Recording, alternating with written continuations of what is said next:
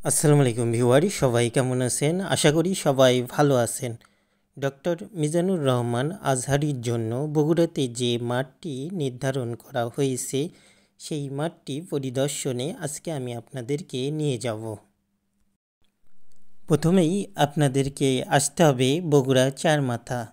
বগুড়া চারমাথা থেকে নওগাঁ এবং ঢাকামুখী মহাসড়ক দিয়ে চলে যেতে হবে গোদারপাড়ার দিকে।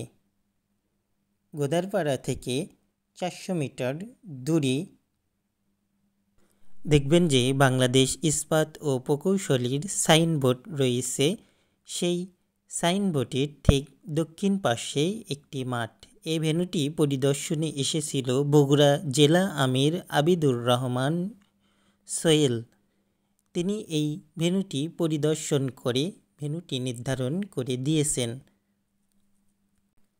বিশাল এই মাঠে একসাথে 20 লাখ লোকের মতো মানুষ জমায়েত হতে পারবে। এই মাঠটি ছাড়াও পূর্ব এবং পশ্চিমে মাঠের অনেক জায়গা রয়েছে, সেখানেও মানুষজন অনায়াসে জমায়েত হবে।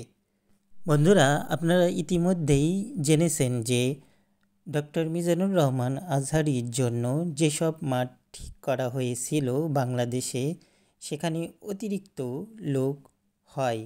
বিশেষ করে আমরা কক্সবাজারের পেকুয়াতে দেখেছিলাম একসাথে প্রায় 15 লক্ষ মানুষ জমায়েত হয়েছিল। তাছাড়াও লালমনিরহাটে 20 লাখ লোক, পটুয়াখালীতেও হয়েছিল প্রায় 15 থেকে 20 লাখ লোক। তো আশা করা যাচ্ছে বগুড়াতে এই মাঠটিতে 20 লাখের উপরের লোকজন জমায়েত হবে, এমনটি ধারণা করা যাচ্ছে।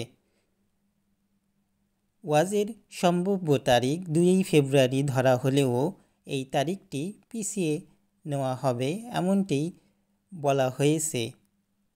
তো এখানেই শেষ করব। ধন্যবাদ সবাইকে।